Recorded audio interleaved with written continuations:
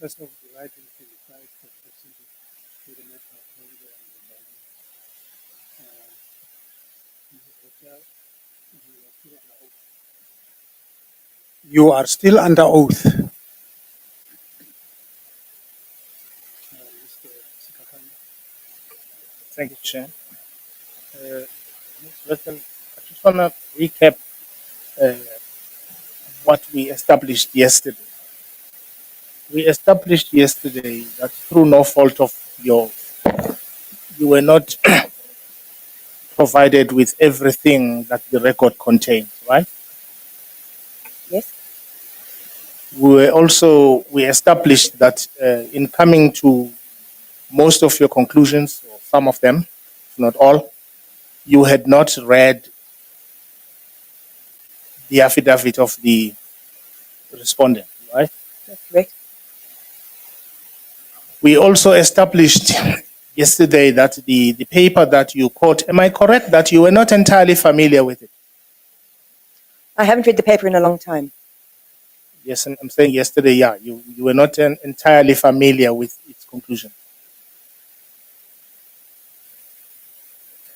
My point in using a reference, as I explained to you, was simply to talk about the assumptions the paper is investigating and showing don't actually exist in the way people live on a day-to-day Sorry, basis. we struggle to hear you.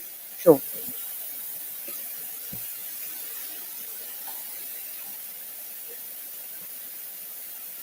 What the paper was saying was looking at the discrepancy between what is popularly assumed and what is lived.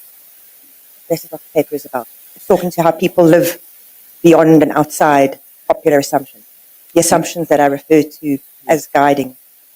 No, actually it doesn't. It's the topic that misled you. The topic in inverted commas makes the assumption, but the paper critiques the assumption. Yes, and that is what I am critiquing too, that the assumptions are very problematic. All right. Ordinarily, when an expert says she has not had sight of the full record, it would stop. But I think we would learn a little more from you if we just pursue a few assumptions that you make.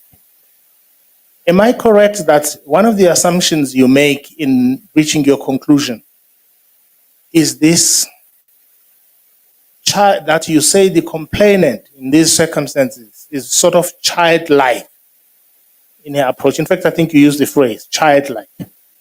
Yes, if we look in terms of a kind of structuring of relationship, Yes. father, and if you call someone father, that implies you are the child, therefore childlike, not an actual child. In fact, the chairperson asked you this question.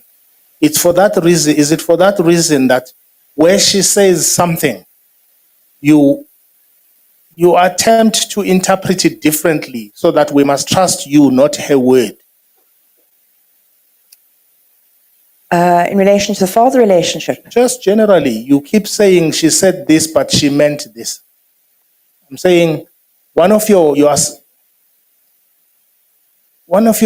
assumptions is that we should not, and I think you explained this, we should not believe at face value what she says.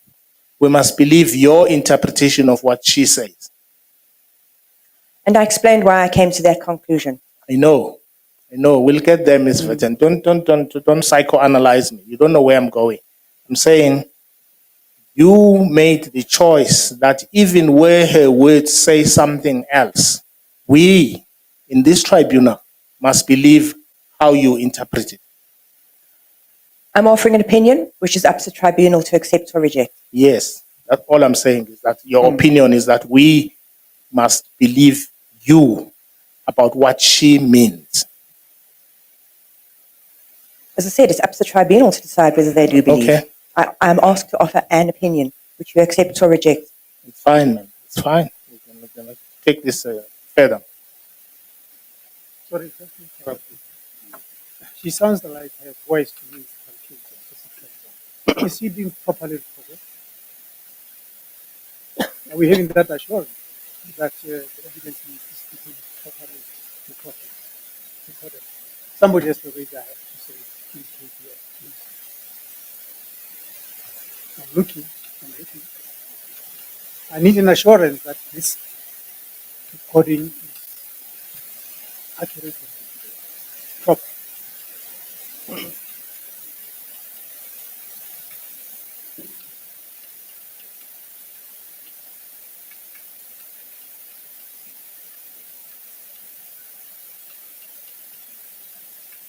There's an English saying which says, I'm sure it dates back to the day when we were students and using ink and a fountain pen.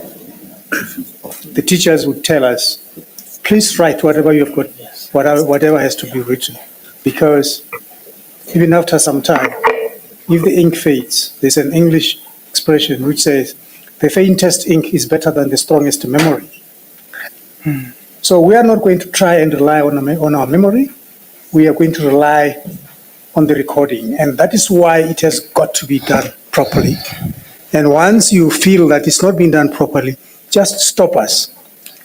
Thank you. There being no indication to the contrary, we assume that the recording is clear and accurate.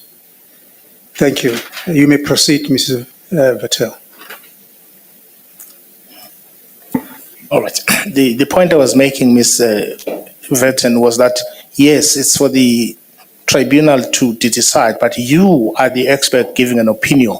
And all I'm saying to you is that the assumption in your opinion is that faced with words and phrases and statements from the complainant, you offer, and many times yesterday, you offered a different interpretation of what she said. Sometimes the opposite, you call it deferring, even when she's saying something straightforward from her mouth.